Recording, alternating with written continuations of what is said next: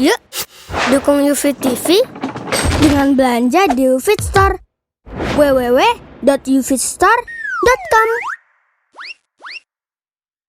Bismillahirrahmanirrahim. Assalamualaikum warahmatullahi wabarakatuh. Alhamdulillahi rabbil alamin. Wabihi nasta'inu ala umuri dunya waddin. Sallallahu ala nabiyyina Muhammadin wa ala alihi wa sahbihi ajma'in. Amma ba'd.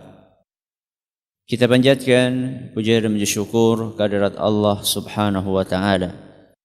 Pada kesempatan pagi menjelang siang yang berbahagia kali ini, kita masih bisa kembali menghadiri kajian rutin untuk mengkaji fikih sirah Nabi kita Muhammad sallallahu alaihi wasallam di Masjid Agung Baitus Salam Purwokerto.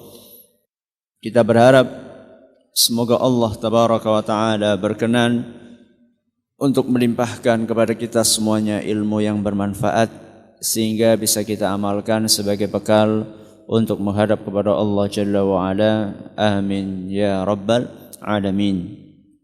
Salawat dan salam semoga senantiasa tercurahkan kepada junjungan kita Nabi besar Muhammad sallallahu alaihi wasallam, kepada para sahabatnya, keluarganya dan umatnya yang setia mengikuti tuntunannya hingga akhir nanti.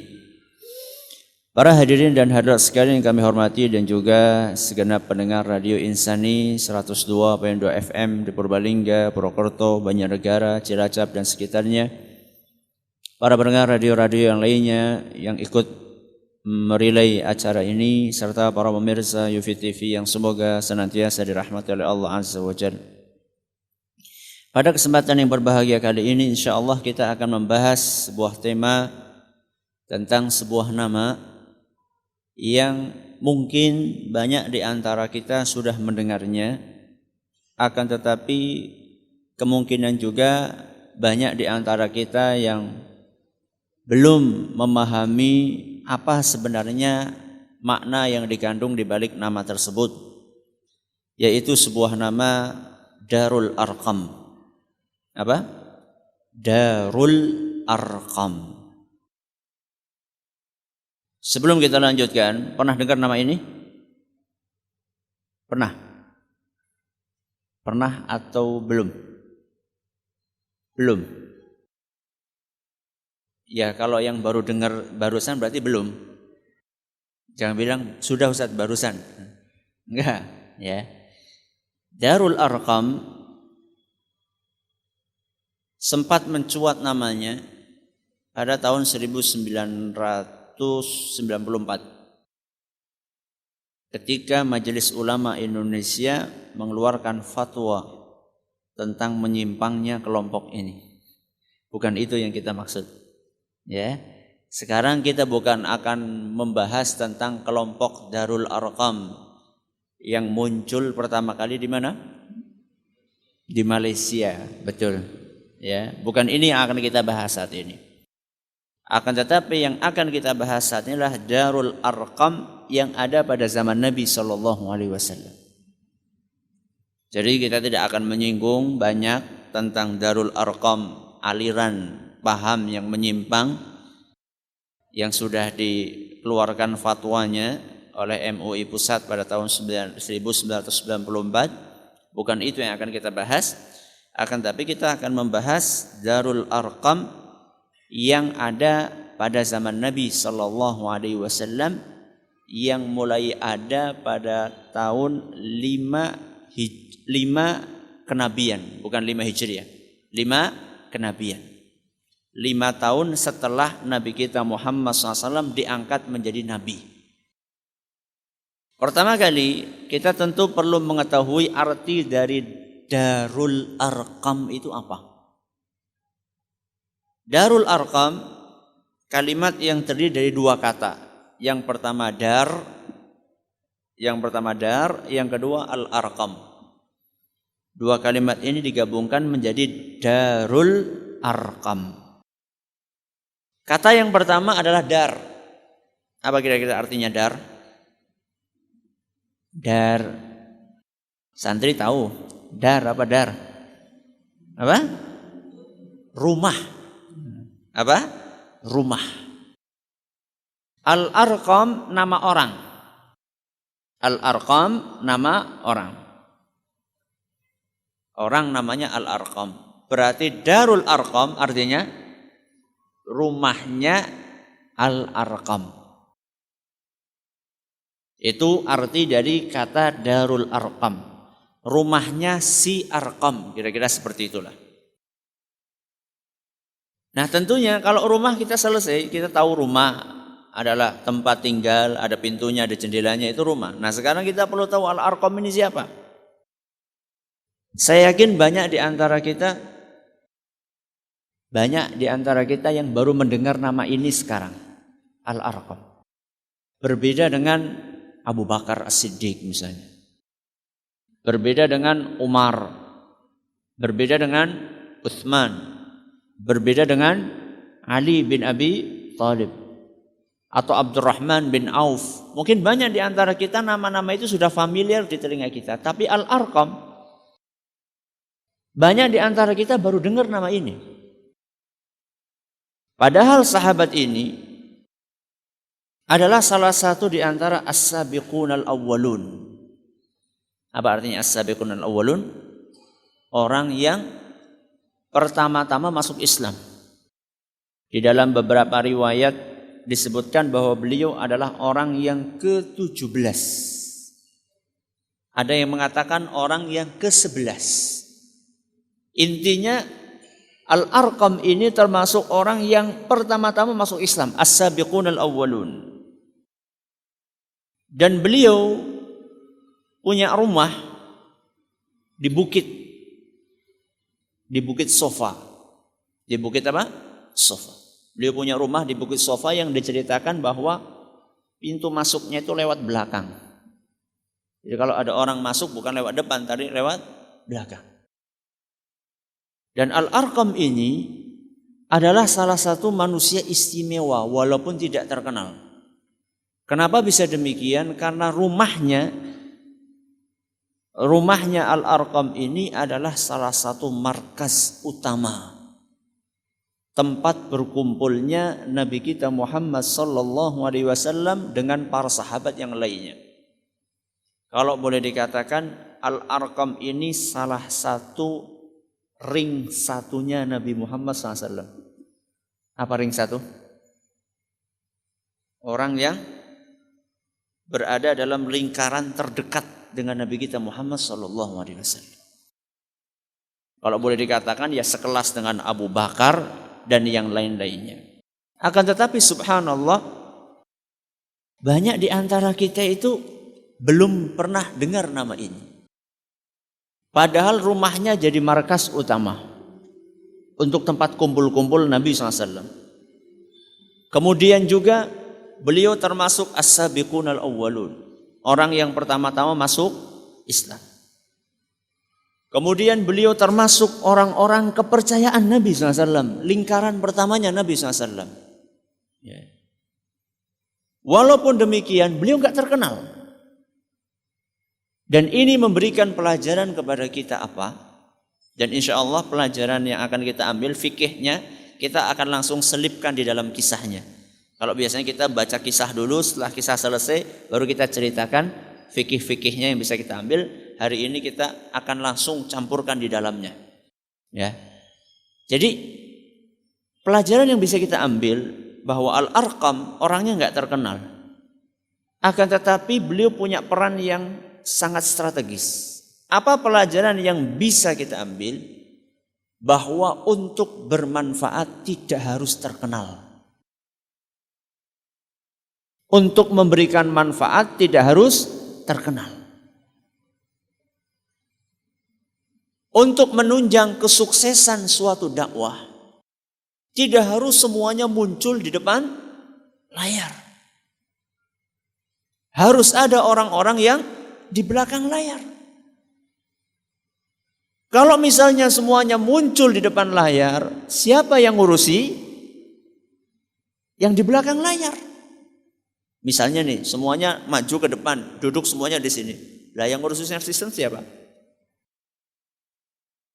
Yang ngurusi anak-anak yang lari-lari siapa? Kalau misalnya semuanya di depan, nggak bisa.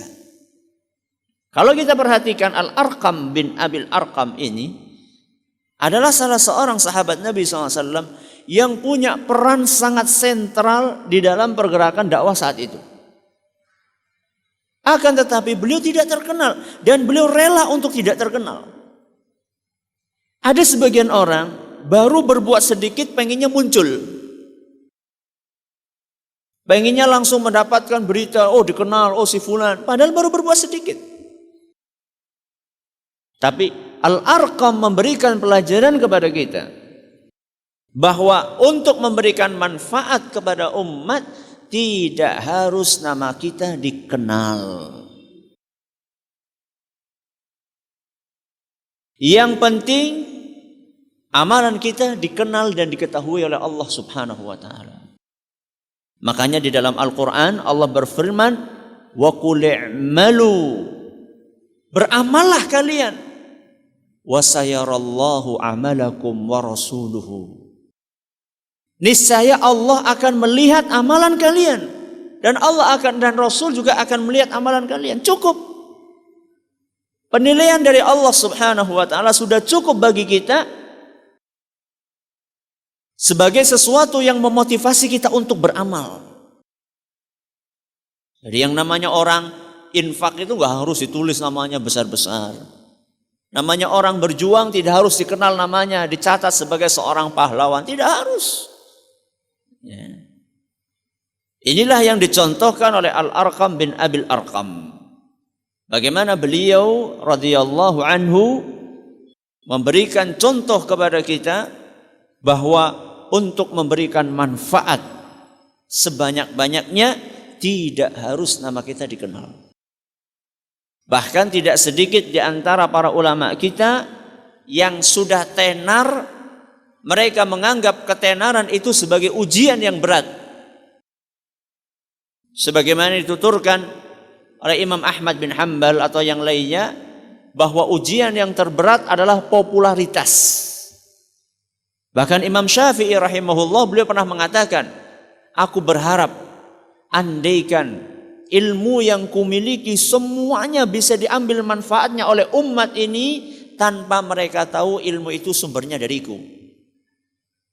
Jadi gak usah ente katakan saya ngajinya sama Imam Syafi'i, gak usah. Yang penting ente sudah dapat ilmunya.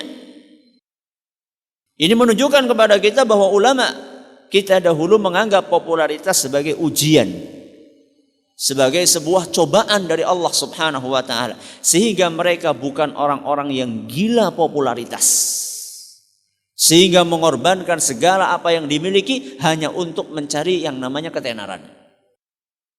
Ini sedikit tentang siapa? Al-Arqam. Al-Arqam ini nama bapaknya yang sering terkenal adalah Al-Arqam bin Abil Arqam. Kok bisa Al-Arqam bin Abil Arqam? Kalau diterjemahkan Al-Arqam anaknya bapaknya Al-Arqam. Si kepriwe? Ya.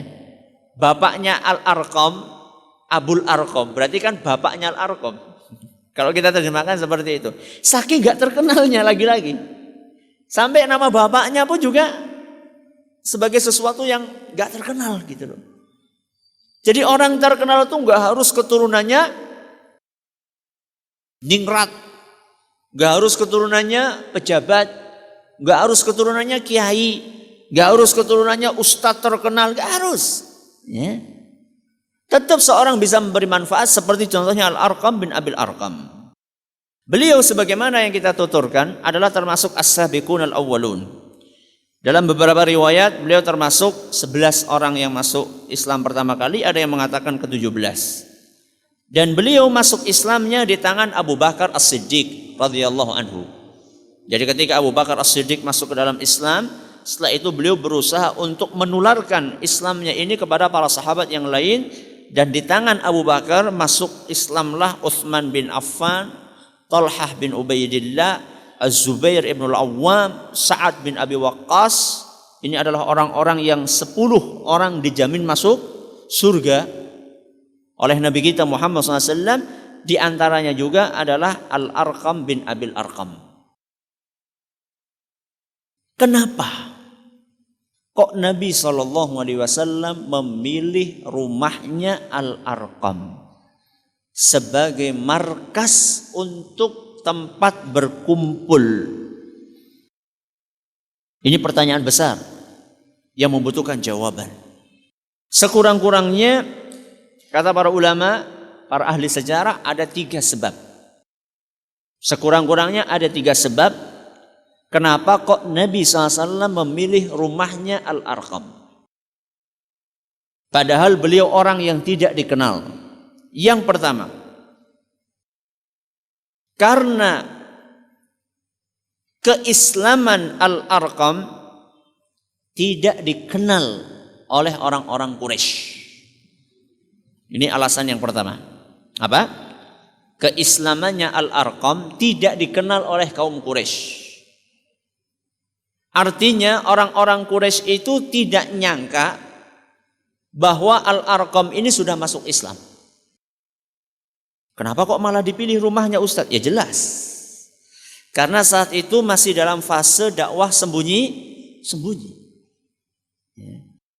Jadi mereka berusaha merahasiakan pertemuan-pertemuan tersebut. Karena kalau sampai ketahuan, maka akan digerebek, akan dihancurkan rumahnya, akan dirusak dan seterusnya. Makanya Nabi kita Muhammad SAW memilih rumahnya Al-Arqam bin Abil Arqam.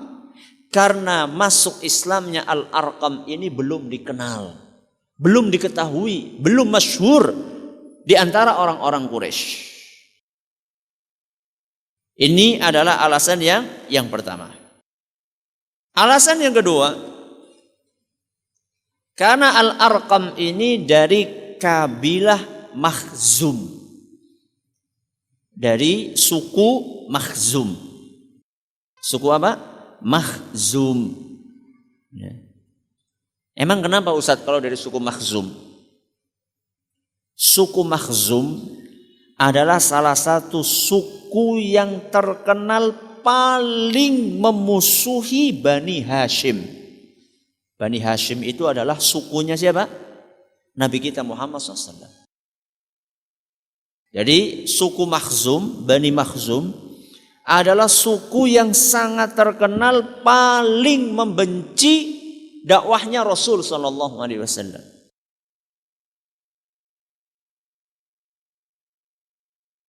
Dan di dalam suku itu ada seorang yang sangat terkenal membenci dakwahnya Nabi. Siapa kira-kira?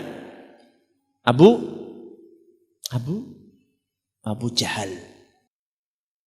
Jadi Al-Arqam ini satu suku sama siapa? Abu Jahal. Abu Jahal, jangan tahu sendirilah bagaimana permusuhannya dia kepada Nabi kita Muhammad SAW dan dakwahnya. Dan ini sungguh sangat unik. Ya, Nabi SAW sengaja menjadikan rumah salah satu dari kabilah suku yang sangat memusuhi beliau sebagai tempat kumpul. Dan ini kira-kira dalam prediksi atau di luar prediksi? Di luar prediksi. Jadi Nabi kita Muhammad SAW ketika berbuat itu bukan hanya modalnya ya wis tawakal baelah. Enggak. Akan tetapi Nabi kita SAW itu punya siasat. Bagaimana supaya dakwah ini bisa dilindungi? Bagaimana supaya dakwah ini tunasnya itu tidak langsung dicabut? Supaya besar dulu bagaimana gitu. Makanya Nabi kita SAW memilih justru rumahnya salah satu di antara kabilah yang sangat memusuhi dakwah beliau. Dan tentu mereka nggak kepikiran bahwa rumah salah satu anggota kabilahnya justru dijadikan sebagai markas utama mereka. Makanya ada sebagian yang mengatakan persembunyian yang paling aman itu di rumah musuh. Tapi nggak usah coba-coba ya. Persembunyian yang paling aman itu rumah musuh. Karena mereka nggak kepikiran. Mereka jaganya di luar. Ternyata malah ada di dalam rumah. Jadi Nabi kita Muhammad SAW subhanallah. Ketika mengatur ya proses dakwah. Kemudian gerakan dakwahnya. itu beliau pakai pertimbangan yang sangat matang. Tidak asal-asalan. Tidak ngasal. Ya. Tidak seperti sebagian dari kita ketika berdakwah lah, sing penting melaku. Ya. Tawakal baik. Ya. Ya memang kita harus tawakal kepada Allah Subhanahu wa taala, akan tetapi kita juga harus ikhtiar. Kita harus menggunakan sebab-sebab yang kira-kira bisa mendukung kesuksesan dakwah ini. Perlu ada pengaturan, ya. Ya seperti lah katakanlah kalau kita bikin kajian misalnya di mana gitu, ada yang ngurusi parkiran, ada yang ngurusi kota, ada yang ngurusi background, ada yang ngurusi lighting, ada yang ngurusi shooting, ada yang ngurusi sound system. Itu harus. Ya. Jadi bukan kita dakwah itu asal-asalan, sih penting bisa melaku, enggak. Makanya Nabi kita Muhammad SAW mencontohkan kepada kita bahwa ketika akan berbuat sesuatu perlu dipertimbangkan secara matang, termasuk tempat untuk memilih tempat perkumpulan. Kalau memang saat itu tempatnya membutuhkan di depan umum, ketika saat itu justru kondisinya mengharuskan tempatnya di tempat yang tidak diketahui, ya di tempat itu. Ini adalah alasan yang keberapa?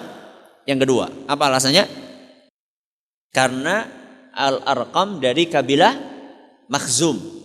Dan kabilah Makhzum ini adalah kabilah yang sangat memusuhi dakwah Nabi kita Muhammad sallallahu alaihi wasallam, sehingga ketika rumah salah satu anggota dari suku itu digunakan untuk tempat perkumpulan tidak disangka-sangka oleh musuh-musuh Islam.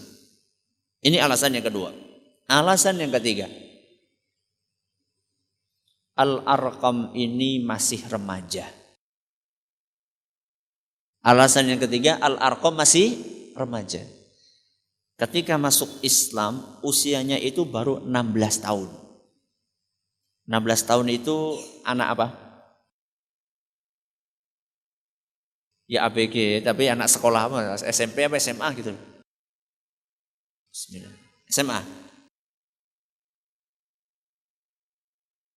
SD kan umur 7 tahun ya. 7 tambah 6 berapa? 13. SMP tambah 3, 16. Ya kelas 3 SMP lah. Kelas 3 SMP atau kelas 1 SMA kira-kira kalau ukuran kita sekarang. Malah rumahnya remaja ini dijadikan sebagai markas. Kenapa kok nggak mikir? Kenapa nggak milih rumahnya Abu Bakar? Kenapa coba kira-kira? Senior mana? Al-Arqam sama Abu Bakar? Abu Bakar. Kenapa nggak milih rumahnya Abu Bakar? Apa kira-kira alasannya? Karena Abu Bakar adalah orang yang sangat terkenal. Abu Bakar adalah orang yang sangat terkenal. Orang-orang Quraisy satu Mekah tahu persis bahwasanya Abu Bakarlah salah satu pendukung hebat, pendukung terkuat Nabi kita Muhammad SAW. Sehingga rumahnya akan selalu dipasang CCTV kalau sekarang, atau disadap kalau sekarang ya. Dalam dunia intelijen sekarang adalah disadap rumahnya, akan selalu diawasi rumahnya Abu Bakar. Sehingga setiap ada pergerakan apapun akan ketahuan. Akan tetapi rumahnya Al-Arqam, anak muda, siapa yang akan peduli? Orang ini, bocah cilik wingi sore. Bocah wingi sore. Tapi subhanallah, Nabi kita Muhammad SAW malah memilih rumahnya Al-Arqam. Padahal dia masih muda sekali, 16 tahun. Ya. Selain dengan alasan tadi untuk menjaga kerahasiaan, karena memang saat itu fasenya masih fase dakwah sembunyi-sembunyi, ya, fasenya saat memang seperti itu. Selain dengan alasan untuk menjaga kerahasiaan, juga barangkali Nabi SAW ingin memberikan pelajaran kepada kita bahwa anak-anak muda itu punya potensi yang sangat besar. Dan ini yang kadang-kadang justru dilupakan oleh para aktivis dakwah, bahwa anak-anak muda ini punya potensi. Walaupun kadang-kadang pengalamannya masih kurang, maka di situ butuh adanya arahan dari yang tua-tua. Dari yang sudah makan asam garam. Akan tetapi tidak mengapa yang muda ini muncul, karena memang mungkin dia punya potensi yang mumpuni, ya, punya kekuatan. Makanya sering kita dapatkan, ya, daerah-daerah yang dipimpin oleh anak-anak muda, sering, nggak semuanya, ya. Daerah-daerah yang dipimpin oleh generasi muda itu laju perkembangannya lebih kencang dibandingkan yang dipimpin oleh daerah-daerah yang dipimpin oleh orang-orang yang sudah tua-tua. Makanya dari sini ada semacam pesan terselip, ya, dari Nabi kita Muhammad SAW ketika memilih rumahnya Al-Arqam, bahwa anak muda itu harus punya peran di dalam dakwah ini. Makanya saya senang nih kalau pengajian yang hadir apa? Anak-anak muda seperti ini, ya. Itu harus kita pertahankan. Bukan berarti yang tua-tua nggak perlu hadir, ya perlu. Justru semakin tua itu harus semakin mendekat kepada Allah Subhanahu wa taala. Wis perak pacule. Ya. Bukan berarti yang muda-muda ini masih jauh dari pacule, enggak. Jadi yang muda-mudi jangan mengatakan siswa iki Ustaz. Enggak, bukan itu maksudnya. Akan tetapi tetap kita itu harus memperhatikan generasi muda kita. Makanya kalau kita perhatikan musuh-musuh ketika ingin menghancurkan suatu bangsa, yang dirusak pertama kali siapa? Generasi mudanya. Dan itu sudah kita rasakan.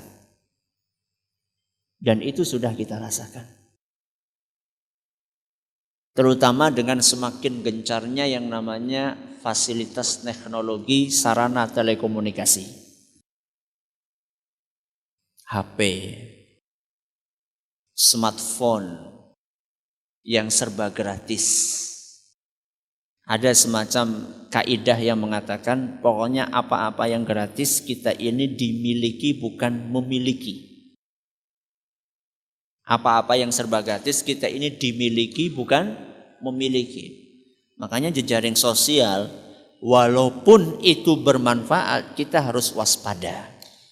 Gratis kan? Gratis. Akan tetapi itu semuanya orang makanya biasa mengumbar data pribadi di situ. Enak banget. Itu kita sedang apa? Semuanya sedang diambil datanya. Makanya kita harus waspada. Dan makanya kalau kita perhatikan anak-anak muda sekarang, banyak di antara mereka jadi target perusakan oleh musuh-musuh Islam. Ya. Seperti yang saya katakan tadi, sekarang internet, fasilitas internet lengkap di mana? Di HP. Kalau dahulu nuwun sewu, kalau orang mau nonton film harus kemana? Harus ke bioskop. Sing duwe duit. Sing orang duwe duit nonton di misbar. Apa misbar? Gerimis bubar. Alias layar tancap. Layar tancap itu setiap apa? Paling setahun ping pindo. Kalau sekarang mau nonton, ambil dari saku, langsung koneksi internet. Dan apapun bisa ditonton. Yang baik, yang jelek, yang rusak, ya, semuanya bisa dilihat. Padahal anak-anak muda, jangankan yang muda, yang tua-tua saja kadang-kadang terbawa, apalagi yang muda-muda. Ya. Padahal anak-anak muda itu tingkat kemampuan dia untuk menyeleksi mana yang baik, mana yang buruk itu belum terlalu kuat. Sehingga peluang untuk dirusak sangat besar. Makanya perhatikan anak muda sekarang, obrolannya seputar bola. Kalau enggak bola seputar balapan. Siapa itu kemarin balapan yang sampai rame, saya sampai bosen itu. Saya ada dimasukkan ke grup ngobrolnya itu terus nanti kayak orang bahan liane gitu loh. Siapa itu? Dua pembalap siapa? Siapa? Rossi sama siapa? Marquez. Nah, saya pikir Marquisa. Antar itu terus obrolannya. Ya itulah sengaja kita tuh disibukkan dengan kalau nggak bola dengan balapan, kalau nggak balapan dengan apa yang lainnya. Ya. Pokoknya seputar itulah, penyanyi, artis, ini si fulan kawin, cerai, ya itu aja obrolannya. Ribut gono gini, ya. Na'udzubillahi min dzalik. Makanya ini kita harus waspada.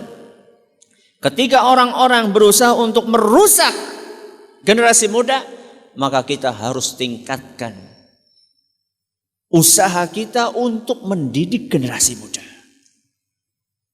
Mereka merusak, kita mendidik. Mereka merusak, kita mendidik. Ya. Bahkan kalau mereka merusak, menghabiskan umur mereka untuk merusak generasi muda selama 24 jam, maka kita akan berusaha mendidik selama 48 jam. Jangan mau kita kalah sama mereka. Ya. Kalau misalnya orang-orang begitu semangat untuk menciptakan acara-acara yang merusak, maka kita harus bersemangat menciptakan acara-acara yang mendidik dan memperbaiki.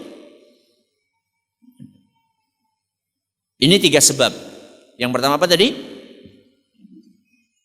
Apa tadi sebab yang pertama? Karena keislamannya Al-Arqam tidak dikenal, diketahui. Yang kedua, karena Al-Arqam dari suku Makhzum, dan suku Makhzum adalah salah satu suku yang sangat memusuhi dakwahnya Nabi SAW, Bani Hashim.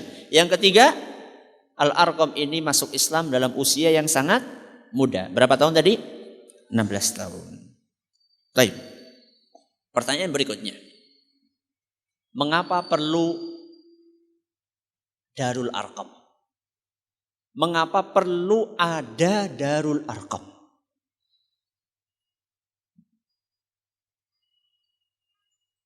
Mungkin ada di antara jamaah sekalian pernah mengikuti apa yang dinamakan dengan pesantren kilat. Pesantren kilat. Ada yang pernah ikut? Pernah. Kalau ini bukan pesantren kilat, ini pesantren seterusnya. Ya, tapi pesantren kilat cuma berapa hari? 2 hari. Bahkan ada yang cuma 1 hari 2 malam. Ya, seperti yang kami adakan di Tunas Ilmu Tren Sahat pesantren Sabtu Ahad. Ya. Mesantren cuma Sabtu dan Ahad. Ya, Tren Sahat. Mereka datang Sabtu pagi, malam Ahad nginep, Ahad siang sudah pulang. Kayak gini kira-kira penting apa enggak?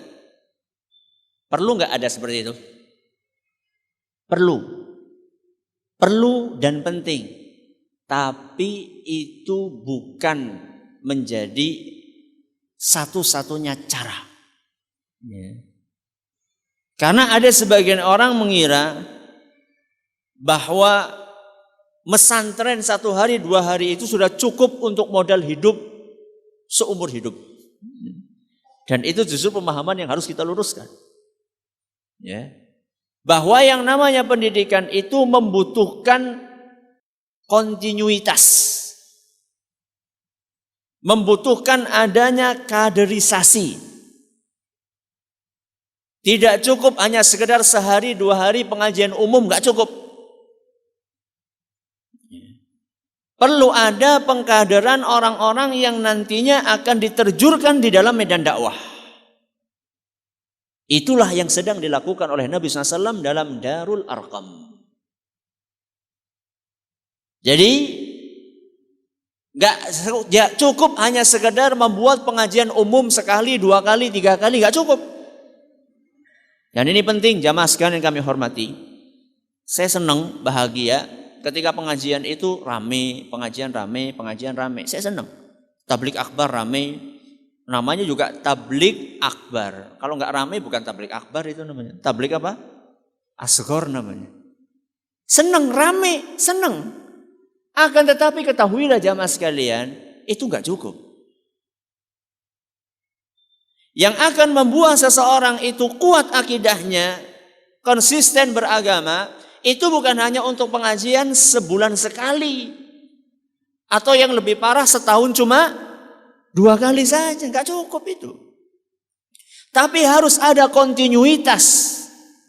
Harus ada pengajian yang sifatnya terus-menerus pengajian rutin.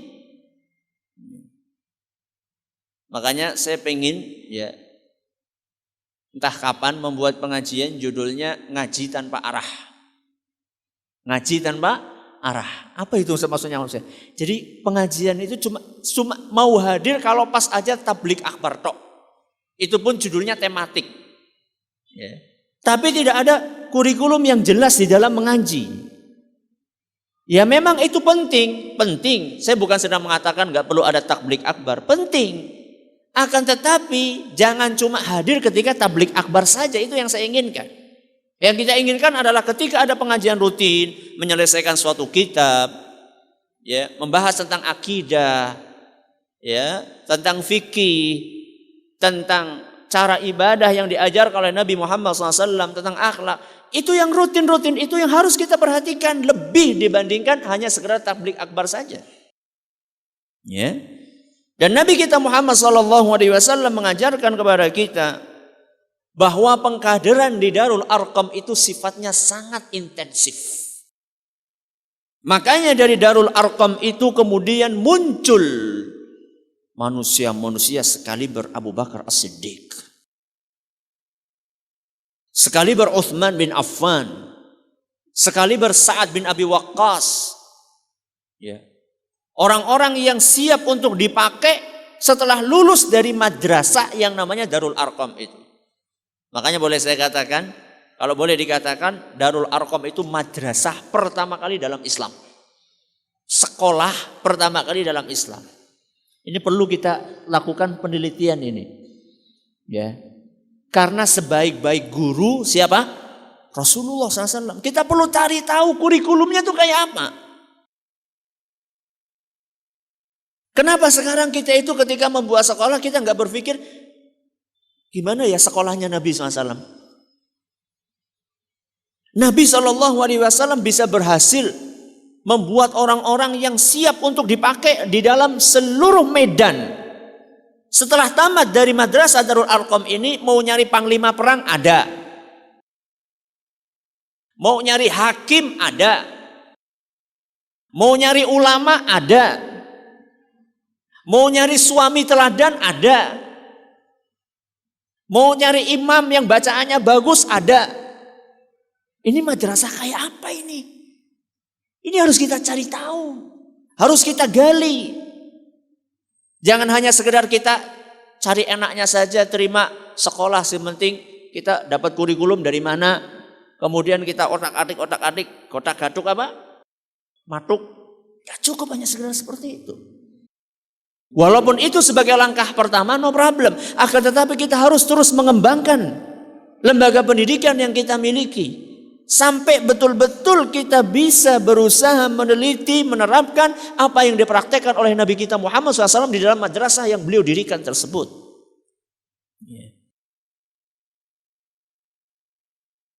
Inilah madrasah pertama yang ada dalam Islam, yaitu Darul Arqam. Nah, setelah itu apa yang diajarkan di situ? Ini penting. Ya. Jadi alasan tadi ketika saya lontarkan sebuah pertanyaan mengapa perlu ada Darul Arqam, jawabannya adalah sebagai wahana kaderisasi intensif para sahabat Nabi SAW. Itu jawabannya. Sebagai wahana kaderisasi intensif para sahabat Nabi SAW. Apa yang diajarkan di dalam Darul Arqam? Kurikulumnya apa? Ada dalam surat Ali Imran ayat 164. Ada dalam Ali Imran ayat 164. Siapa yang hafal? Ada yang hafal? Firman Allah Subhanahu wa taala, laqad mannallahu 'alal mu'minina idz ba'atsa fihim rasulan minhum. Allah Subhanahu wa taala telah memberikan nikmat kepada kaum mukminin. Di antara nikmat tersebut ketika Allah mengutus seorang rasul dari kalangan mereka sendiri. Apa yang dilakukan oleh Rasul tersebut? Satu, yatlu alaihim ayatih. Mengajarkan, membacakan ayat-ayat Al-Quran. Ini yang pertama. Yatlu alaihim ayatihi. Membacakan ayat-ayat Al-Quran. Yang kedua, wa yuzakkihim.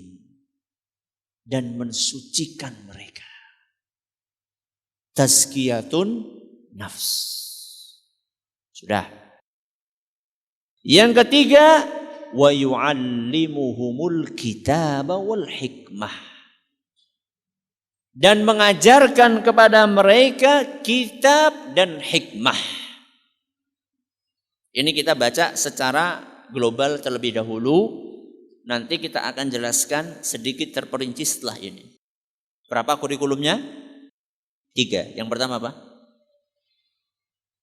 Membacakan ayat-ayat Al-Quran. Yang kedua, pensucian diri, yuzakkihim.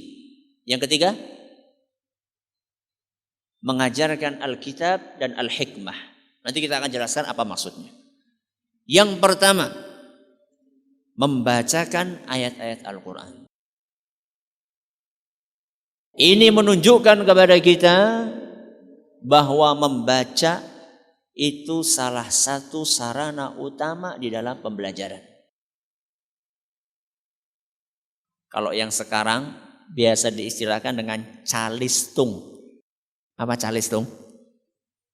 Membaca, menulis, menghitung. Kalau membaca umum, menulis umum, menghitung. Ini nun sewu, kadang-kadang di negeri kita ini menghitung ini anak SD terlalu berlebihan menghitungnya. Ya, SMP apalagi. Enggak tahu ada sesuatu ilmu namanya apa? Sinus, kosinus, apalagi? Tangen. Sekarang saya tanya sama guru-guru, ada guru matematika di sini? Mana guru-guru matematika? Aku lah, nggak apa-apa kok, nggak diapa-apain. Pelajaran SD yang paling sulit matematika apa? Kelas 6, paling sulit apa? Kelas 6. Mana? Guru matematika mana? Mana? Nggak ada. Masya Allah, nggak ada di sini. Matematika yang paling sulit, ya nggak tahu saya. Tapi dulu yang saya ingat itu ada sinus, kosinus, tangen dan seterusnya dan teman-temannya. Ya, itu subhanallah. Ya kalaupun penting, apa ya penting banget gitu loh. Pedagang, angkat tangan pedagang. Mesti ada, nggak mungkin nggak ada di sini. Ya, pedagang satu. Masa cuma satu? 2.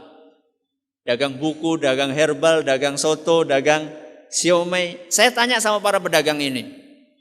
Ketika dagang butuh sinus, kosinus tangen enggak? Butuh enggak? Enggak butuh. Berhitung itu penting, tapi ya enggak usah terlalu tinggi-tinggi gitu loh. Kecuali kalau jenengan mau jadi guru matematika silahkan gitu loh. Enggak apa-apa. Akan tetapi subhanallah anak-anak pusing dengan matematika. Berhitung, hitung, yang penting bisa ngitung, ya. Kecuali kalau dia mau jadi seorang akuntan tinggi misalnya, ya. Yatlu alaihim ayatihi, membacakan ayat-ayat Al-Quran. Jadi yang pertama adalah membaca. Kemudian yang dibaca adalah sesuatu yang bermanfaat. Agama kita itu mengajarkan yang namanya efisiensi, bukan nama bis. Efisiensi waktu. Ya.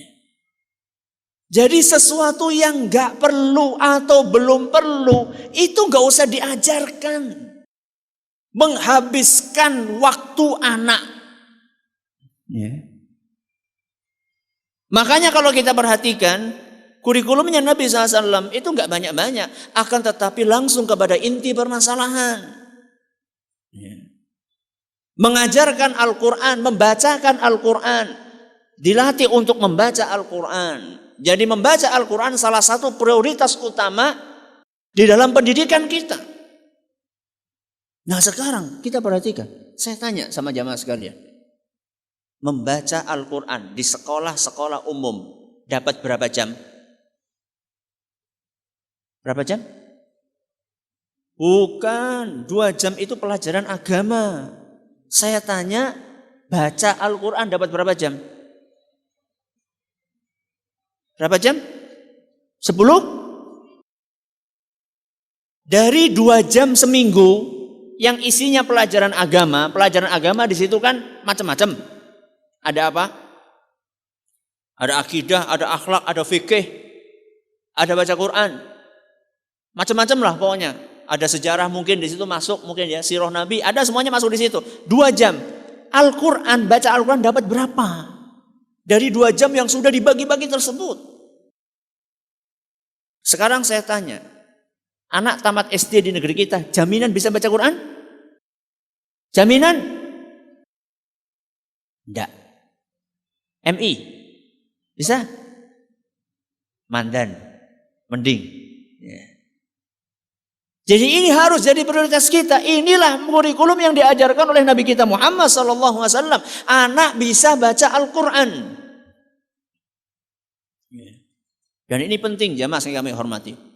Ada di antara kita menggenjot anak untuk menghafal Al-Quran. Dan itu bagus. Akan tetapi baca Al-Qurannya masih belum benar. Makanya kita sering temukan anak-anak menghafal nih, juz amma misalnya, bagus, alhamdulillah. Tapi disuruh membaca Al-Quran di juz-juz yang lainnya, masih keliru-keliru, masih gerodal-geradul. Dan ini salah satu yang perlu dibenahi dalam diri pendidikan kita. Jadi target utama pertama, sebelum anak itu menghafal, dia bacanya harus benar terlebih dahulu. Baca tajwidnya, panjang pendeknya, gunnahnya, makharijul hurufnya. Itulah PR para guru pertama kali. Yatlu alaihim ayatihi. Kata Allah Subhanahu wa ta'ala, yang pertama adalah membacakan ayat-ayat Al-Quran kepada mereka, yakni kepada para sahabat Nabi SAW. Sudah. Ini yang keberapa? Yang pertama. Yang kedua, wa yuzakkihim. Apa? Mensucikan diri. Inilah kurikulum pokok yang kedua, pensucian diri. Dan kata pensucian diri ini sangat luas. Ya. Pensucian diri itu nanti di situ mencakup yang namanya akhlak, yang namanya adab, yang namanya perilaku keseharian. Dan ini amat disayangkan, di dalam beberapa kurikulum sekolah kurang mendapatkan perhatian yang cukup. Karena banyak di antara adab-adab tersebut hanya diajarkan secara teori, akan tetapi prakteknya jarang kita lihat. Makanya kalau dilihat di rapot, ada nggak rapot akhlak itu, ada nggak? Ada? Ada? Nggak ada. Terus apa? Kalau di sekolah-sekolah itu akhlak masuk kemana?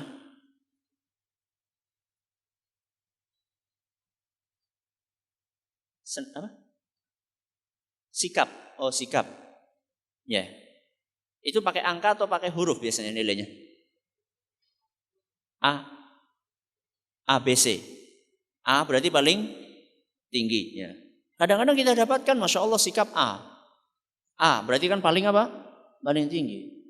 Tapi ternyata di rumah masih suka ngomong yang kotor, yang kasar.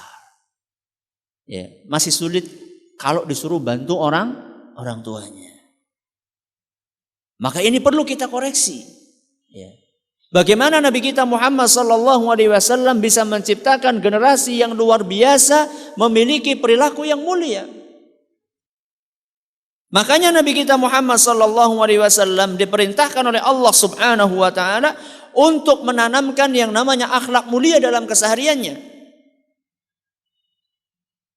Selain beliau mengajarkan bacaan Al-Quran, juga beliau menanamkan perilaku akhlak yang mulia. Dan ini amat disayangkan di dalam beberapa sekolah, di dalam lembaga pendidikan, kurang diperhatikan prakteknya. Mungkin teorinya diperhatikan, akan tapi prakteknya. Contoh yang paling mudah sekarang, salam. Salam, ketemu sama orang salam. Apakah di sekolah-sekolah kita sudah dibiasakan seperti itu? Atau ketika ketemu, Pak, Bu, cuma sambil apa? Manggut. Ya. Kenapa kita nggak biasakan anak kita? Assalamualaikum Ustaz. Assalamualaikum Pak Guru. Waalaikumsalam. Ya. Kebersihan juga. Maaf ini. Ya. Kadang-kadang di sebagian sekolah, untuk mencari kamar mandi cukup dengan apa? Indera penciuman. Jadi nggak perlu pakai indera penglihatan, cukup pakai indera penciuman. Maksudnya gimana? Apa? Tempat yang paling pesing itulah tempatnya. Ini harus kita perhatikan jamaah. Ini harus kita perhatikan dalam kehidupan kita sehari dalam sekolah anak-anak kita. Kebersihan kamar mandi, kebersihan lingkungan, anak-anak buang sampah sembarangan. Itu bagian dari pendidikan karakter anak. Tazkiyatun nafs maknanya sangat luas. Pensucian jiwa. Mulai dari perilaku yang baik, adab keseharian. Kemudian selain itu juga meninggalkan hal-hal yang tercela. Alhamdulillah ini nggak tahu di beberapa sekolah sudah mulai diterapkan kantin kejujuran. Pokoknya ngambil jajan bayar sendiri ke kotak. Nggak tahu itu bangkrut nggak itu? Mana yang menetapkan kantin kejujuran? Bangkrut nggak? Nggak.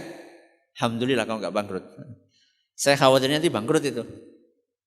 Harusnya dikasih pendidikan terlebih dahulu, ya. Bagaimana, apakah bahayanya ketika mengambil bukan haknya, efeknya apa, kalau dusta, tidak amanah dan seterusnya. Ya.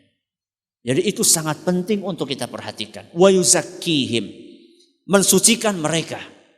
Inilah salah satu misi dan kurikulum yang ada dalam diri Nabi kita Muhammad sallallahu alaihi wasallam yang beliau terapkan di dalam para sahabatnya. Makanya para alumni Madrasah Al-Arqam, Madrasah Darul Arqam, alumninya langsung terkenal menjadi orang yang jujur, yang amanah, yang adil, yang dermawan. Penting ini guru-guru ya untuk membiasakan anak-anak punya sifat dermawan. Dari rumah bawa jajan, usahakan jajan itu bisa dibagi-bagi sama yang lainnya. Penting yang seperti ini. Kelihatannya remeh. Budaya ngantri ya. Makanya ada sebagian saya baca di beberapa artikel, ada sebagian yang mengatakan kami ini lebih sedih ketika anak kami nggak bisa ngantri dibandingkan ketika anak kami nggak bisa membaca dan menulis. Kami lebih sedih ketika melihat anak kami nggak bisa ngantri dibandingkan ketika melihat anak kami nggak bisa membaca, menulis, menghitung. Kok bisa? Iya, karena untuk menanamkan jiwa mau mengantri itu butuh tahunan, bahkan mungkin butuh belasan tahun. Karena di balik mengantri itu ada kesabaran, di balik mengantri itu ada penghormatan kepada orang lain, di balik mengantri itu ada kepedulian, tidak ingin menyakiti orang lain. Di balik mengantri itu, ya, ada rasa empati kepada orang yang sudah nunggu dari awal berjam-jam di depan. Itu karakter yang mulia. Kalau baca, tulis, hitung, les saja sebulan 2 bulan bisa. Setiap hari aja les. Akan tetapi budaya mengantri, kedermawanan kepada orang lain itu butuh waktu yang lama. Ini bagian dari tazkiyatun nafs. Ya. Maka penting, bagus misalnya ada, pokoknya sekarang jadwalnya siapa, besok bawa makanan dibagikan kepada teman-temannya. Ya. Ketika ada pengemis dibagikan kepada yang lainnya. Ya. Tazkiyatun nafs. Ini adalah kurikulum yang kedua. Yang ketiga, ya, yang disebutkan oleh Allah Subhanahu wa taala, wa yu'allimuhumul kitaba wal hikmah. Dan mengajarkan Alkitab serta Al-Hikmah. Alkitab sebagaimana maklum adalah Al-Quran. Al-Hikmah menurut penafsiran sebagian ulama adalah hadis-hadis Nabi SAW. Dan tentunya ketika Allah Subhanahu wa taala mengajarkan kepada kita menggunakan kata-kata yu'allimuhum, mengajarkan, itu menunjukkan bahwasannya pelajaran itu bukan hanya dihafal, akan tetapi diajarkan sampai faham kepada anak-anak kita. Caranya salah satunya adalah dengan memberikan contoh-contoh aplikatif yang bisa langsung diterapkan. Misalnya mengajarkan hadis Nabi SAW, alaikum bisidqi, kalian wajib untuk jujur. Ini teorinya, prakteknya bagaimana? Ajarkan. Inilah kesempatan masuk dalam kantin kejujuran tadi. Contohnya kalau misalnya kalian ya masuk ke dalam kantin yang di situ tidak diawasi, ketahuilah bahwasanya mengawasi adalah siapa? Allah Subhanahu wa taala. Ketika nanti kamu di rumah, kakak kamu punya makanan di atas meja, jangan diambil kalau belum minta izin. Nanti ketika kamu ke masjid, ya sandal kamu sudah jepit, pulangnya jangan pakai sandal yang bagus, ya. Inilah contoh-contoh yang perlu kita ajarkan kepada anak-anak kita, sehingga ilmu Al-Quran yang mereka baca, hadis yang mereka baca, itu betul-betul diterapkan di dalam kehidupan kesehariannya. Makanya di dalam ayat ini Allah Subhanahu wa taala berfirman, wa yu'allimuhumul kitaba wal hikmah, mengajarkan kepada mereka Alkitab dan hikmah, bukan sekedar dibaca, diajarkan, difahamkan. Dan ketika ini tidak diperhatikan, terjadi ketimpangan. Anaknya hafal Al-Quran, perilakunya jauh dari Al-Quran. Nun sewu, itu enggak sedikit yang seperti itu. Hafalannya Masya Allah, hafalannya di luar kepala. Kayak kita ya, hafalan Qurannya di luar kepala ya. Iya, di luar kepala. Iya, enggak ada yang masuk sih. Ya, enggak, maksud saya itu betul-betul hafal luar biasa gitu. Akan tetapi perilakunya enggak mencerminkan apa yang dia hafal. Ada sebagian ulama, ya, sebagian ahli ilmu mengatakan al-hikmah di sini bukan hanya hadis Nabi SAW, termasuk segala ilmu yang bermanfaat.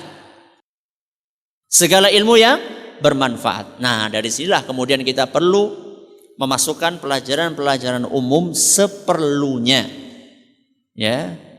Apalagi yang kaitannya dengan keterampilan dasar anak-anak. Makanya subhanallah kalau kita perhatikan Nabi kita Muhammad SAW ketika beliau masih kecil, beliau sudah terbiasa untuk angon wedhus, untuk menggembala kambing. Ya. Padahal usia beliau baru usia SD.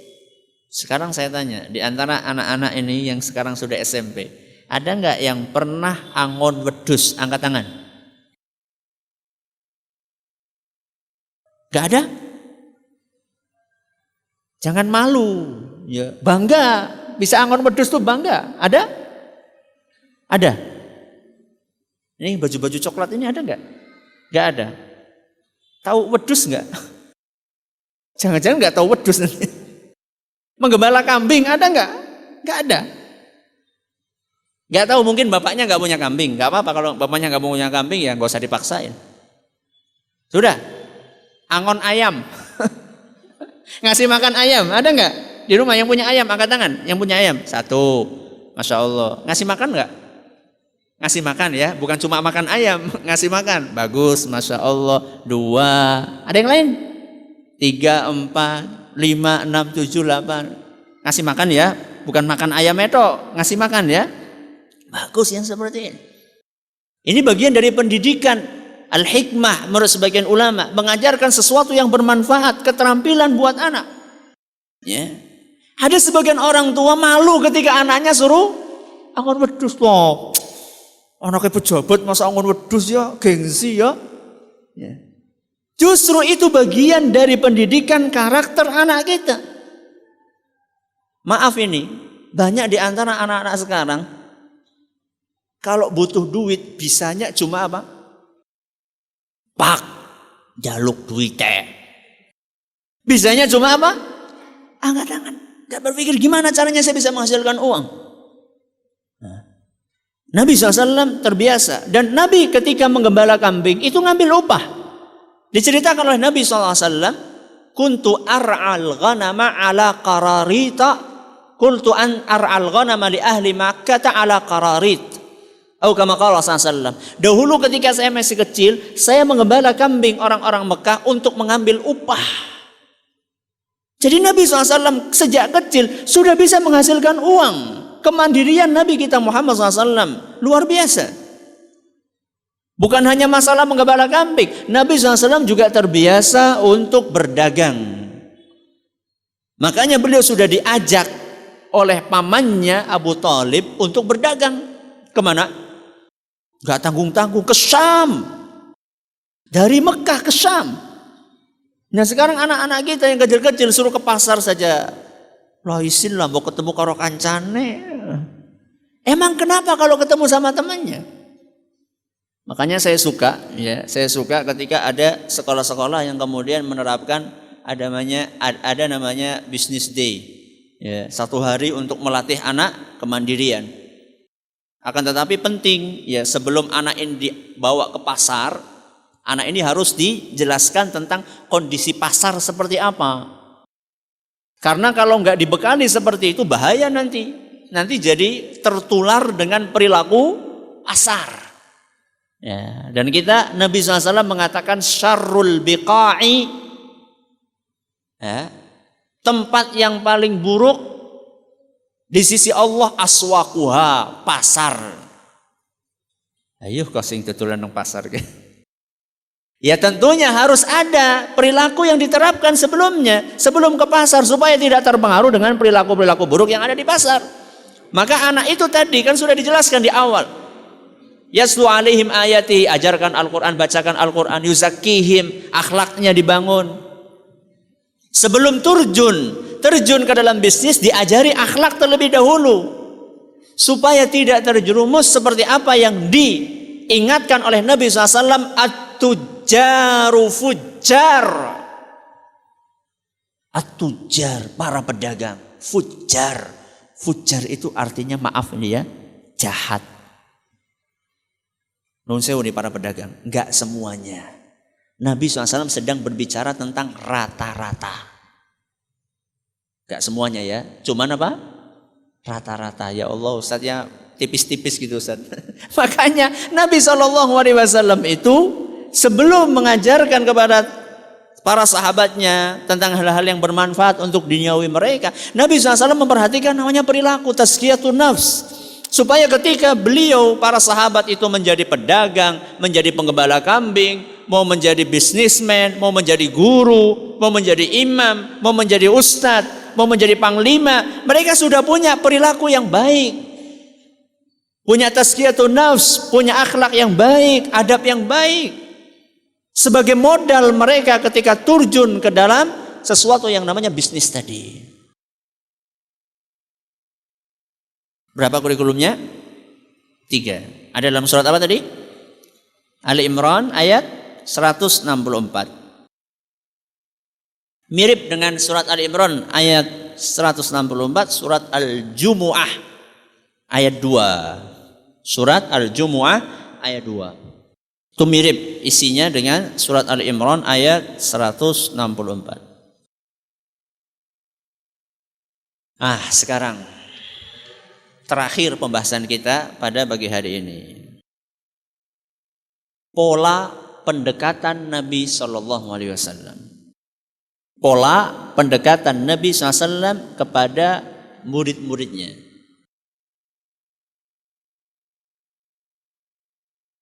Kenapa ini perlu untuk diangkat pembahasan ini? Karena belum tentu kurikulum yang baik itu bisa menghasilkan anak yang baik. Belum tentu kurikulum yang baik bisa menghasilkan anak didik yang baik. Kenapa bisa demikian Ustadz? Karena bisa jadi tidak ada koneksi hubungan yang dekat antara guru dengan muridnya.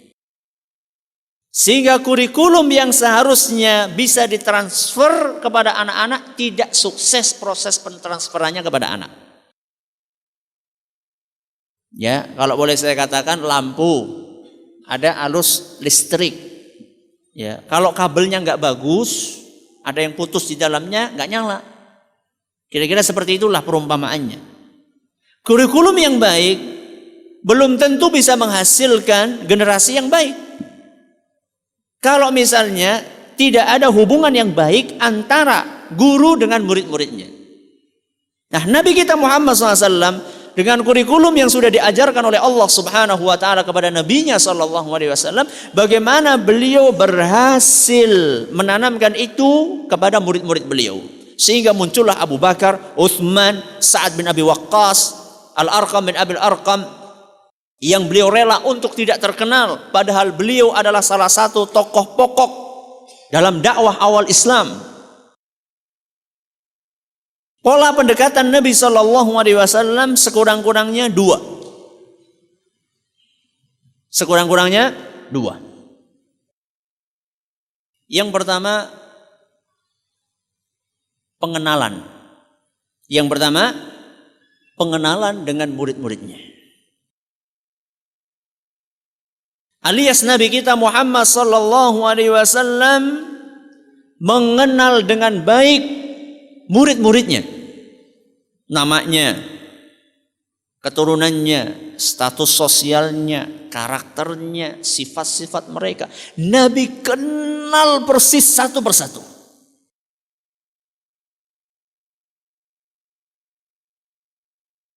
Untuk apa?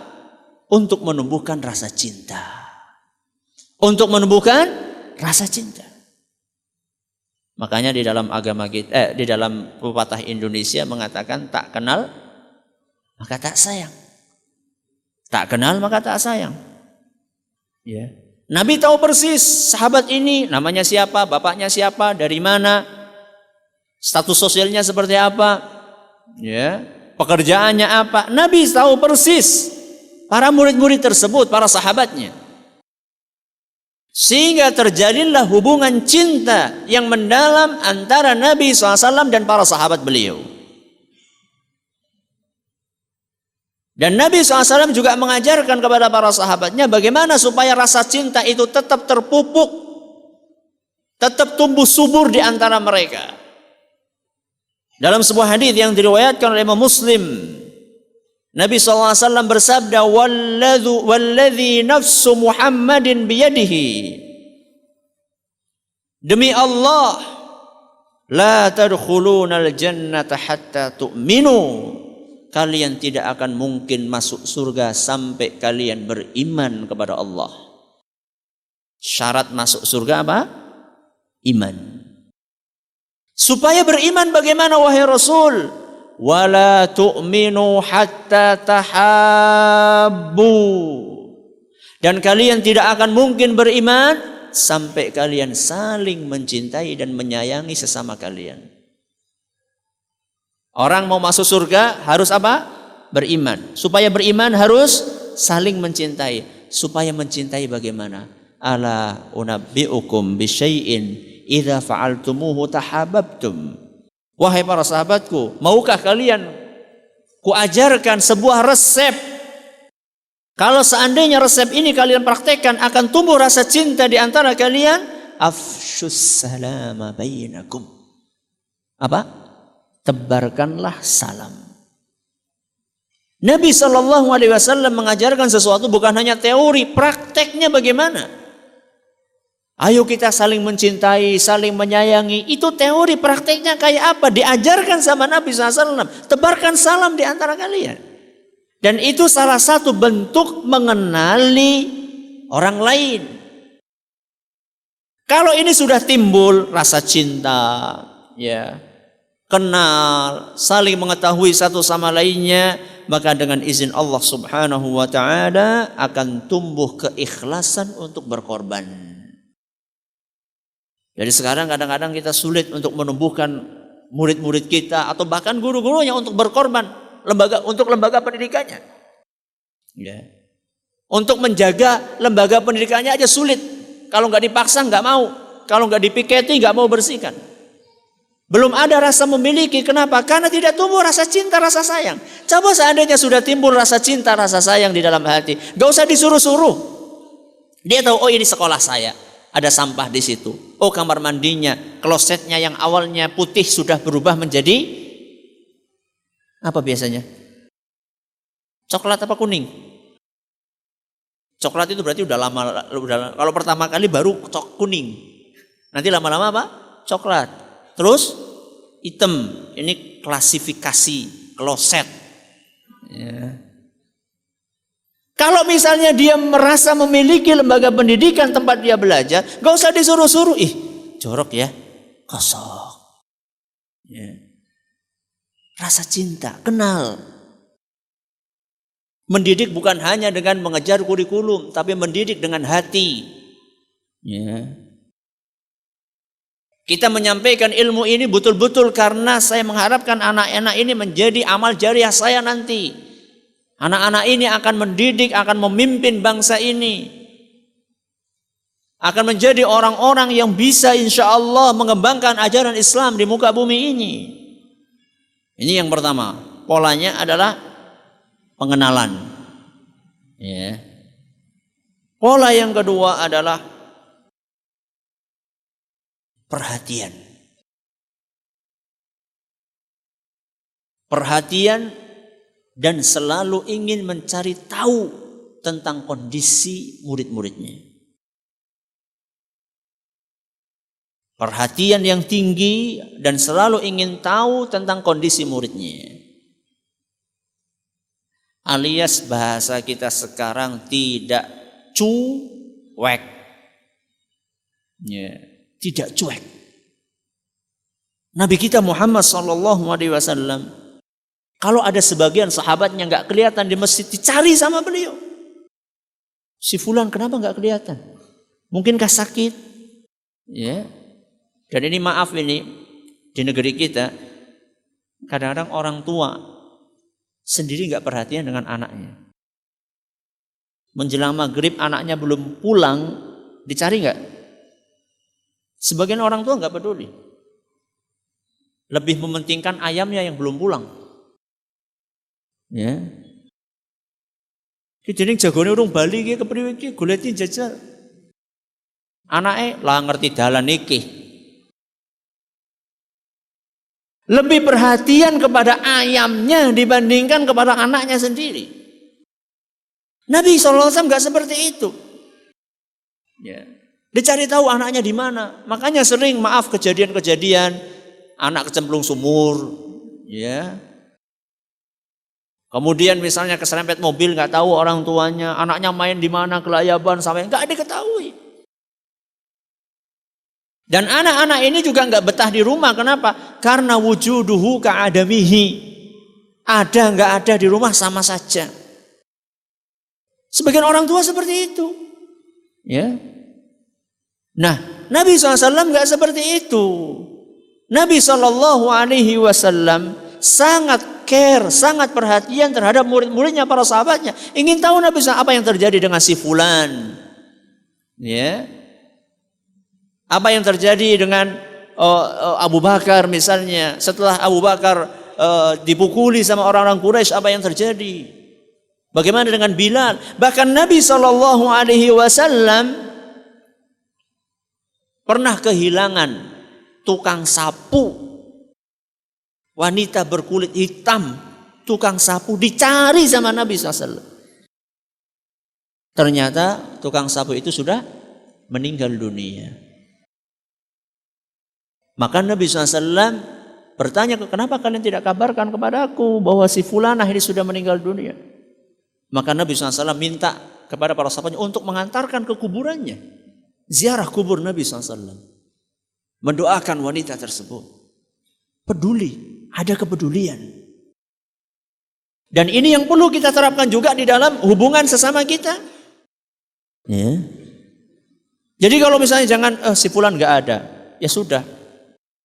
Ya. Malah ungkapannya lah biasa kayak lagi futur. Ya. Coba datang ke rumahnya, ada apa, ada masalah apa, mungkin ada yang bisa kita bantu. Nabi SAW biasa membantu para sahabatnya. Makanya Nabi SAW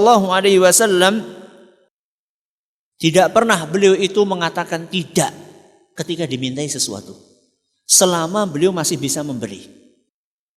Selama beliau masih bisa memberi, beliau tidak pernah mengatakan tidak. Selama masih bisa. Ya.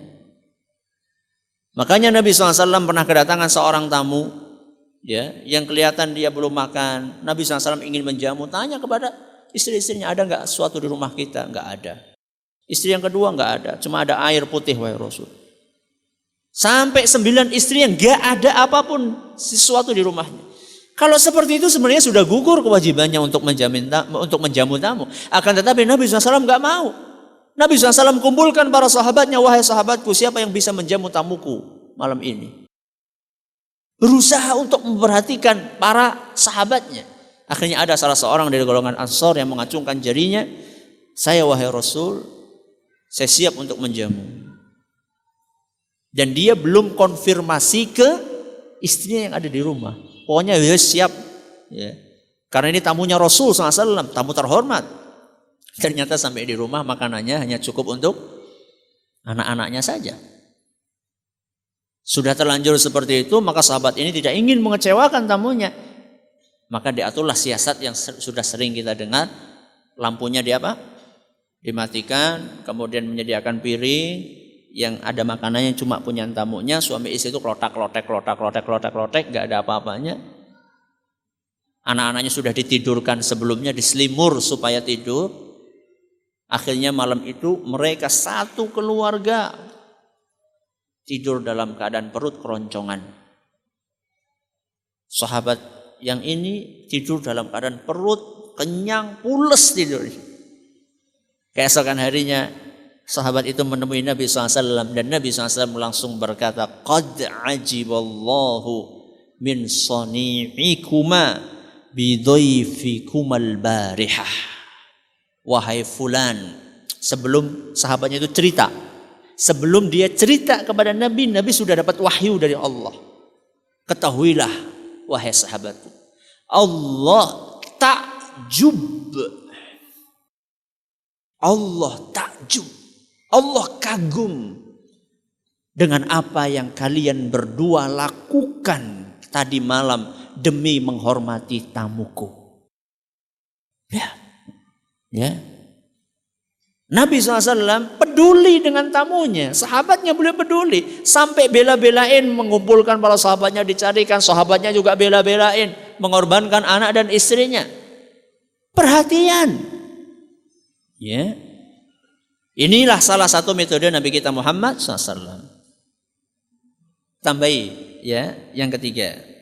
Tambahi yang ketiga. Tadi 2 ya. Yang ketiga, memilih metode yang pas dalam menegur. Memilih metode yang pas dalam menegur.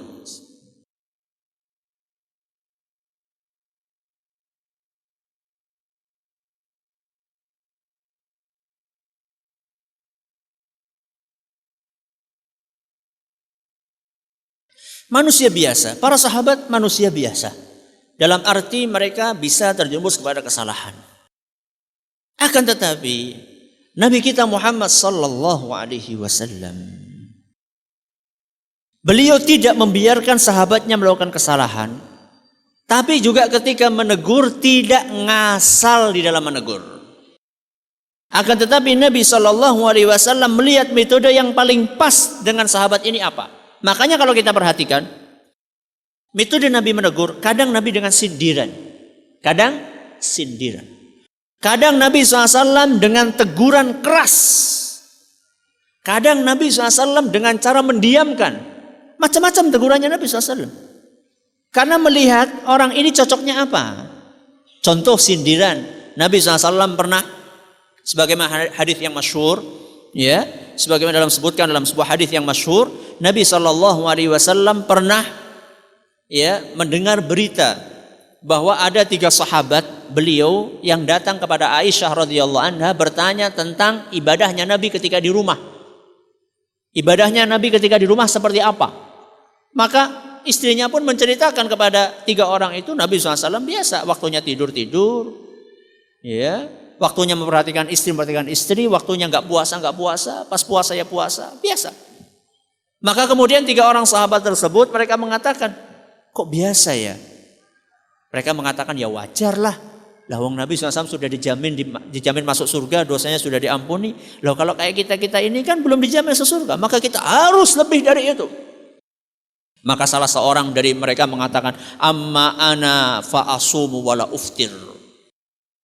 Orang yang pertama mengatakan, saya bakalan puasa terus seumur hidup. Orang yang kedua mengatakan, la akulul laham. Saya tidak akan mau makan daging. Akumu wala anam. Ya. Yang kedua mengatakan, saya bakalan tahajud terus, tidak akan tidur. Ya, ini yang kedua, bukan daging. Saya bakalan bangun malam terus, tahajud terus, nggak ada tidurnya. Orang yang ketiga mengatakan, la atazawwajun nisa. Aku nggak bakalan nikah. Pokoknya aku akan isi hidupku dengan ibadah kepada Allah. Berita itu datang ke telinga Nabi SAW. Begitu sampai ke telinga Nabi SAW, langsung beliau kumpulkan para sahabatnya dan beliau mengatakan, ma balu aqwamin qalu kadza wa kadza. Kenapa ada sebagian orang mengatakan ini dan itu? Sebut nama? Enggak, sindiran. Amma ana fa usolli wa arqud. Aku ini ya tahajud ya istirahat. Wa asumu wa uftir, kadang puasa kadang tidak. Wa atazawwajun nisa, dan aku juga nikah. Faman raghiba an sunnati falaysa minni. Orang-orang yang enggak suka dengan sunnahku maka dia bukan bagian dari umatku. Sindiran Nabi. Bukan dengan menyebutkan nama, karena memang kondisinya saat itu menuntut Nabi untuk menegur secara sindiran. Makanya ketika ada guru melihat muridnya salah, nggak mesti harus dipermalukan di hadapan murid-murid yang lain. Walaupun kadang-kadang perlu juga ada metode yang itu. Makanya ada metode yang kedua yang dipraktekkan oleh Nabi SAW, pernah menegur sahabatnya dengan teguran yang keras. Abu Dzar Al-Ghifari, salah seorang sahabat Nabi SAW, pernah mempermalukan sahabat yang lain dengan mempermalukan menyebut nama ibunya. Ya. Maka kemudian Nabi SAW panggil Abu Dzar Al-Ghifari. Kemudian Nabi menegur dengan keras dan mengatakan, innaka mru'un fika jahiliyah. Wahai Abu Dzar, engkau adalah seorang yang masih nempel di dalam dirimu sifat-sifat orang jahiliyah. Keras Nabi SAW. Karena memang kondisi menuntut seperti itu. Bahkan Nabi SAW pernah menegur yang ketiga dengan cara mengisolir, menghajar. Siapa? 1 orang dan 2 orang temannya. Siapa? Ka'ab bin Malik. Dengan 2 orang sahabat. 3 orang. Sama Nabi SAW dibiarkan, diisolasi, tidak diajak ngomong. 50 hari 50 malam. Metode beda-beda. Makanya gak bisa pukul rata. Murid salah pokoknya pukul. Hukumannya sama? Enggak. Lihat orangnya bagaimana. Lihat tingkat kesalahannya. Lihat kondisinya. Anak terlambat karena apa? Bisa jadi karena dia ngerawat ibunya yang sakit. Bisa jadi. Bisa jadi karena bannya kempes di jalan. Bisa jadi kena tilang. Ada anak SD bawa mobil, bawa motor. Ya, mungkin aja anak SMP, SMA misalnya kena tilang. Ya, atau karena apa? Perlu dicari tahu.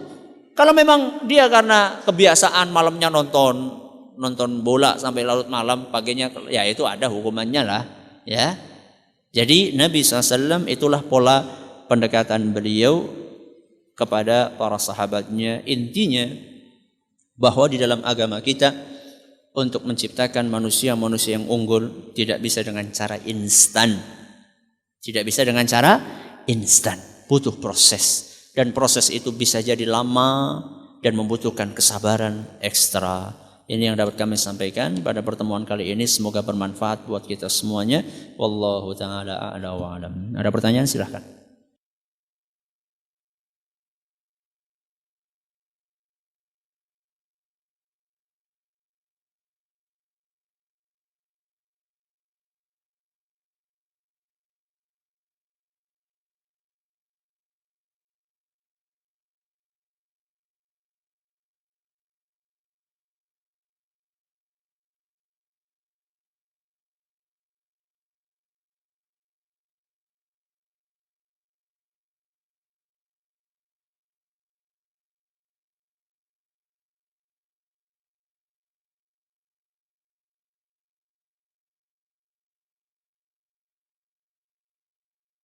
Ustadz, mementingkan tamu itu sebagian dari ibadah.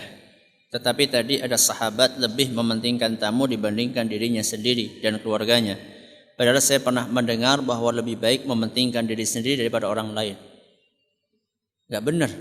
Di dalam agama kita itu, kita perlu mementingkan dalam arti menghormati, memuliakan orang lain. Walaupun kadang-kadang ada hak dari diri kita yang terkurangi. Dan itu adalah contoh yang dicontohkan dalam Al-Quran. Wa yu'thiruna ala anfusihim walau kana bihim khasasah. Sifatnya orang yang beriman, para sahabat Nabi SAW dan juga orang yang beriman adalah mementingkan orang lain. Ya. Mendahulukan orang lain dibandingkan dirinya sendiri. Ini dalam perkara duniawi. Dalam perkara apa? Duniawi. Makan itu kan perkara duniawi. Ya. Makanya pernah kita dengar kisah ketika selesai peperangan, orang yang sehat lagi mengecek siapa saja yang luka, kemudian ada kan terdengar suara erangan seorang air. Maka segera air itu didekatkan. Ketika akan minum, sahabat itu terdengar suara orang air. Dia katakan, oh mungkin si fulan lebih haus. Datangi orang yang kedua. Ketika akan minum, terdengar suara orang yang ketiga. Maka orang yang kedua ini katakan, oh si fulan ini mungkin lebih haus. Maka cepat-cepat lari ke orang yang ketiga, sampai ke orang yang ketiga sudah meninggal. Cepat-cepat balik orang yang kedua sudah meninggal. Balik ke orang yang pertama sudah meninggal. Saling apa? Saling mendahulukan kepentingan duniawi. Tapi kalau kepentingan ukhrawi harus kita dahulukan diri kita. Dalam arti apa? Contoh, soft. Salat, depannya kosong. Biasanya kalau kita saling apa? Monggola. Para mengsurga monggola. Giliran rebutan BLT nggak ada monggola. Kok balik itu? Ya, ithar. Ya, memprioritaskan orang lain dalam hal dunia itu dipentingkan. Tapi kalau dalam hal ukhrawi maka ku anfusakum wa ahlikum nara. Peliharalah diri kalian dan keluarga kalian. Jadi perbedaannya adalah dalam apakah itu urusan duniawi atau urusan ukhrawi.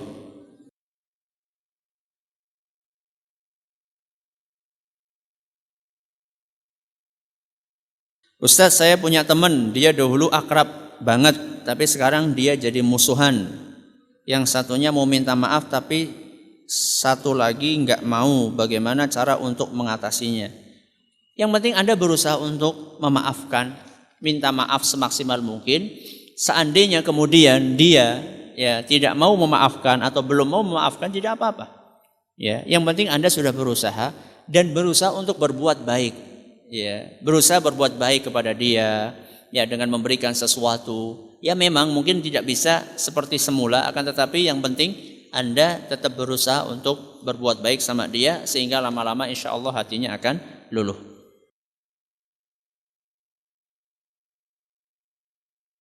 Ustadz, akhlak apakah yang paling mulia terhadap orang tua kita agar kita bisa berbakti kepada keduanya? Yang pertama adalah bertutur kata yang baik, bertutur kata yang sopan kepada orang tua, tahu adab-adabnya ngomong sama orang tua, tidak seperti ngomong sama teman, tidak seperti ngomong sama adik, ya. Ngomong sama orang tua memilih bahasa yang sopan, yang lembut. Yang kedua adalah apa yang diperintahkan oleh orang tua, selama itu bukan sesuatu yang sifatnya maksiat, maka lakukan. Ya, suruh nyuci piring, suruh nyuci baju, suruh nyapu, suruh belanja, apapun. Anta wa maluka li abika. Kamu dan hartamu milik bapakmu. Itu tubuh kita, ini semuanya milik bapak kita, milik orang tua kita. Jadi orang tua memerintahkan apa? Kerjakan. Selama itu bukan maksiat. Selama itu bukan maksiat. Yang ketiga, kalau memang kita mengetahui sesuatu yang orang tua belum ketahui, kita mengetahui ilmu yang orang tua belum tahu ilmunya, maka kita ajarkan kepada orang tua, tapi dengan cara yang hikmah, dengan cara yang tidak menyinggung perasaannya, sehingga nanti kita bisa ikut membantu orang tua selamat masuk ke surga bersama-sama insya Allah.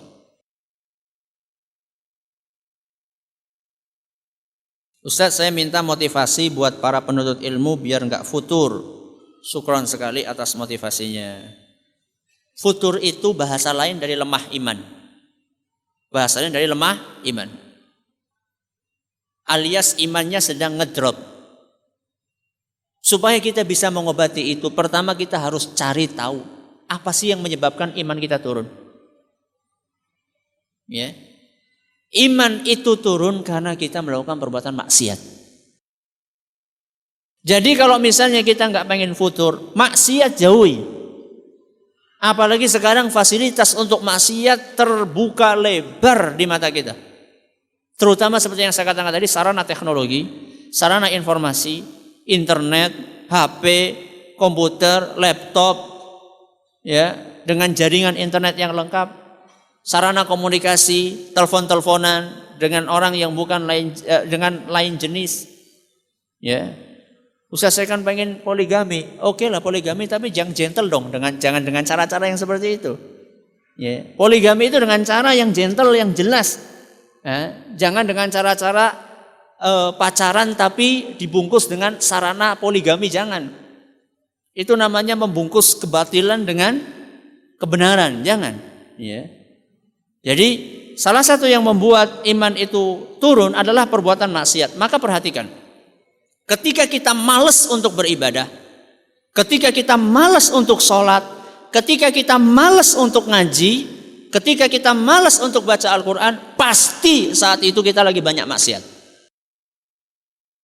Maka gampang saja identifikasinya. Anak kok malas banget, tahajud biasanya bisa bangun, sekarang nggak bisa. Saya kok biasanya semangat ke masjid, sekarang nggak. Pasti lagi banyak maksiat, mesti. Ya. Terus bagaimana Ustaz? Tinggalkan maksiat tersebut. Tinggalkan maksiat tersebut. Dan di dalam meninggalkan maksiat itu butuh perjuangan. Ya. Butuh keberanian. Ya. Butuh menjadi seorang lelaki yang sejati betul-betul. Ya.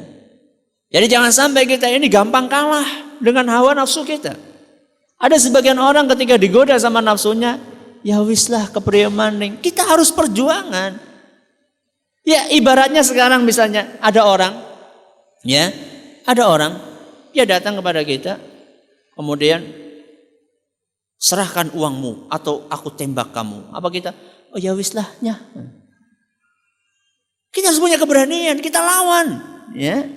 Sekarang misalnya contoh yang lain, misalnya ada anjing, tahu-tahu kita lewat ada anjing lepas dari talinya, kemudian dia mau gigit kita pasrah? Ya wis ngono lah, sedidik bae ya kakek. Ya enggak lah, ya kita akan lari kan? Ya syaitan juga seperti itu, nafsu juga seperti itu. Jadi ketika dia datang menggoda kita, jangan kita pasrah, ya.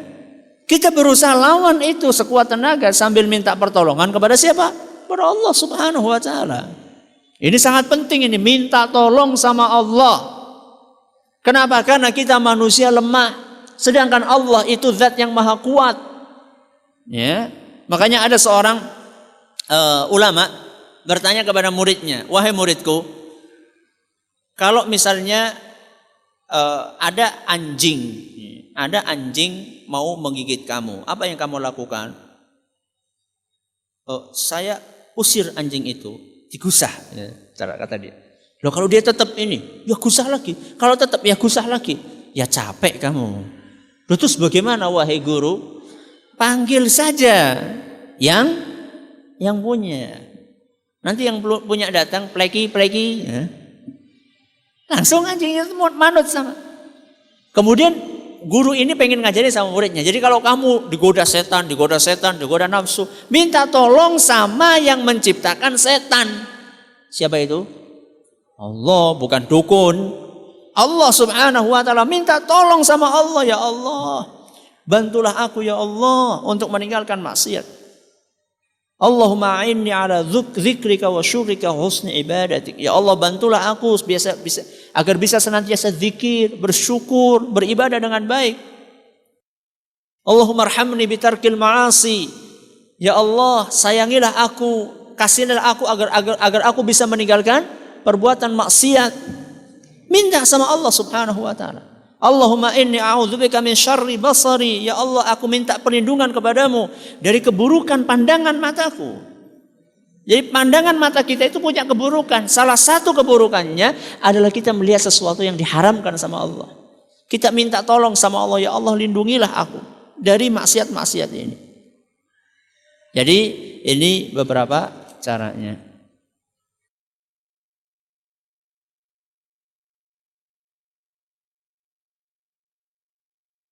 Apa hukumnya merayakan ulang tahun bagi kaum muslimin? Bukan kebiasaannya kaum muslimin. Ya, ulang tahun itu bukan kebiasaannya kaum muslimin. Itu adalah kebiasaannya non muslim. Dan tidak selayaknya seorang muslim ikut-ikutan kebiasaannya orang-orang non muslim. Ustadz, apa haknya guru atas murid dan apa hak murid atas guru? Wah, ini satu pengajian ini. Ya. Haknya guru atas murid dihormati, ditaati, ya. Diterima ilmunya yang baik-baik. Haknya murid atas gurunya mendapatkan ilmu, pengajaran, pendidikan, ya, perhatian. Jadi tadi yang saya sampaikan insya Allah bisa disimpulkan untuk menjawab pertanyaan ini.